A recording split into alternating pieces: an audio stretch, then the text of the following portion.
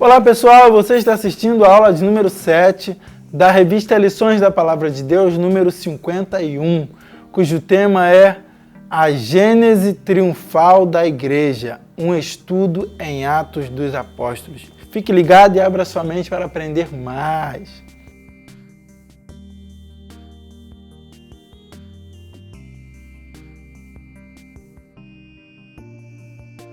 Vamos começar a aula. A lição de número 7 tem como título O Mistério das Casas Igreja.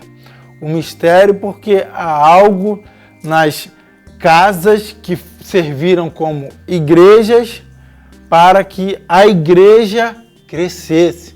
Então, há um mistério aí por trás dessas, ou dentro, na verdade, dessas casas que foram igreja no primeiro momento da igreja primitiva. Nós veremos nesta lição que as casas foram muito importantes para a propagação, para o crescimento e para a comunhão dos irmãos. Então, o lar ou a casa é sempre muito importante, porque é lá onde reside a família e é ali onde a família passa o maior tempo. Então, embora muitos trabalhem, temos uma demanda de trabalho muito grande, todos trabalham, mas a casa é o local onde você se reúne com a sua igreja, onde o marido é o sacerdote da casa, onde ele ensina a palavra do Senhor, onde os pais educam os filhos aprendem a amar e por aí afora. Então, as casas ou os lares sempre foram muito importantes. E nesta ocasião da igreja primitiva, ela foi importante para a propagação do evangelho. Acredita-se, inclusive, que a palavra homilia, de homilética, que é ensinar ou falar em tom familiar, surgiu justamente dessas reuniões de cristãos nas casas igrejas. Então, é bem provável que homilia, ou a raiz de homilética, tenha surgido neste momento, neste ambiente, um ambiente em que a igreja se reunia nas casas dos irmãos para orar, para ensinar, para partilhar o pão, para viver a comunhão, entre outras coisas. É pouco explorado isso, mas em muitas casas, ou em casas humildes, em casas que parecem insignificantes, aconteceram grandes coisas. Porque dentro da casa, independente se ela é uma casa luxuosa ou se é uma casa de pau a pique, ali é o local mais importante de um indivíduo.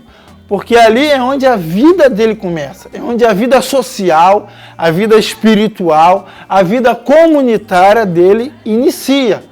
Então, por exemplo, em Mateus 2,11, diz a Bíblia que os magos foram visitar Jesus em uma casa. Então, em uma casa simples, em uma casa humilde, os magos foram visitar Jesus. Jesus estava lá. A ceia do Senhor, está lá em Lucas 22,11, ocorreu dentro de uma casa. O derramar do Espírito Santo em Atos 10, na vida de Cornélio, ocorreu dentro de uma casa. Portanto, a casa é onde está a família, onde a família mora e se ensina as regras, os preceitos, éticas básicos para a vida até o final da vida. São coisas que levamos até o final da vida. Quem não tem lembrança daquela casa onde morava no início da sua vida, onde ele aprendeu isso do seu pai, onde aprendeu aquilo da sua mãe, a casa de fato fica marcada em nossa memória, em nosso coração. Então, nas casas ocorriam várias coisas. A igreja, quando se reunia, como diz em Atos 12, ela não só se reunia para conversar aleatoriamente. Não, se reunia para ensinar, para pregar e, como diz em Atos 12, para orar. Quando Pedro estava preso, a igreja se reunia na casa de João, que tinha por sobrenome Marcos, na casa da mãe dele, de Maria. E ali eles oravam, a igreja orava, e oravam por Pedro. Em Atos 2, 44 e 46a, diz lá que eles também partiam pão nas casas. Ou seja, era o local da comunhão, era o local onde também se aprendia que as necessidades dos outros, um dos outros, deveriam ser supridas, mas onde, sobretudo, havia um ambiente de comunhão, certo? As casas serviam para o ensino, para a pregação do Evangelho, para a transmissão dos preceitos bíblicos. Veja que em Atos dos Apóstolos, no capítulo 7, no capítulo 10, melhor dizendo, Cornélio estava lá quando Deus manda Pedro visitá-lo e Pedro vai pregar o Evangelho a ele, ele recebe o Evangelho, o Espírito Santo é derramado, ou seja, foi um lugar de derramar do Espírito Santo, de pregação da palavra, de crescimento, de batismo, e logo depois eles foram batizados em água. Então, as casas foram locais onde a igreja foi consolidada, porque até o século III não havia templos, não havia edifícios para que a igreja se reunisse. Portanto, ela se reunia nos lares, porque afinal somos a família de Deus. Então a igreja se reunia nas casas e evangelizava, pregava, batizava, o Espírito Santo fazia maravilhas, milagres e prodígios. Eles eram preparados, eram fortalecidos, recebiam amor, recebiam palavras, recebiam tudo. Então as casas foram os locais onde a igreja do Senhor foi consolidada, porque até o século III não havia edifício. Hoje temos edifícios construídos onde nos reunimos, contudo não podemos também deixar de pregar o Evangelho nos lares. Os cultos nos lares são maravilhosos. Então, o lar é muito importante para o crescimento e o avanço da igreja. Veja que em Atos 13, em uma das viagens missionárias de Paulo, se não me falei a primeira, lá um jovem chamado Timóteo recebeu Jesus e foi convocado para trabalhar com Paulo como missionário. Ele tinha uma avó e uma mãe, Eunice e Lode, que provavelmente, a mãe por ser judia, o pai grego, mas provavelmente, da parte das mães, da mãe e da avó, ele ouviu ensinamentos acerca da lei do Senhor em seu lar. Então foi uma casa que marca, porque ali houve ensino e houve conversão daquele jovem.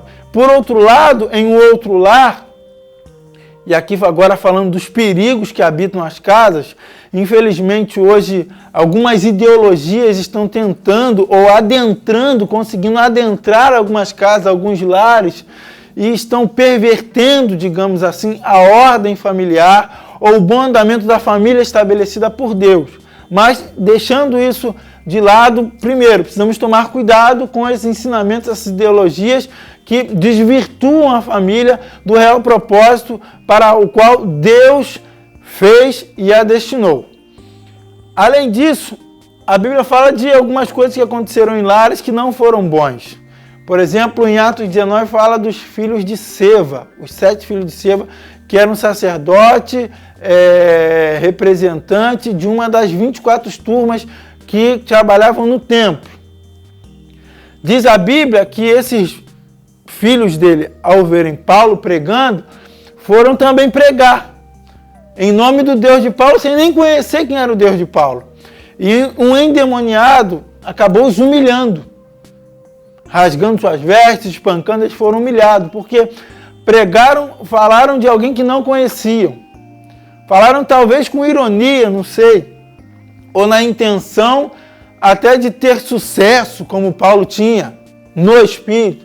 Porém, eles não tinham conhecimento e intimidade nenhuma com Deus. Não sabemos se o pai deles, apesar de ser sacerdote, ensinou eles o caminho do Senhor. Não sabemos disso, mas tudo indica que não, porque de uma forma ou de outra eles brincaram com o Deus de Paulo e tentaram imitá-lo.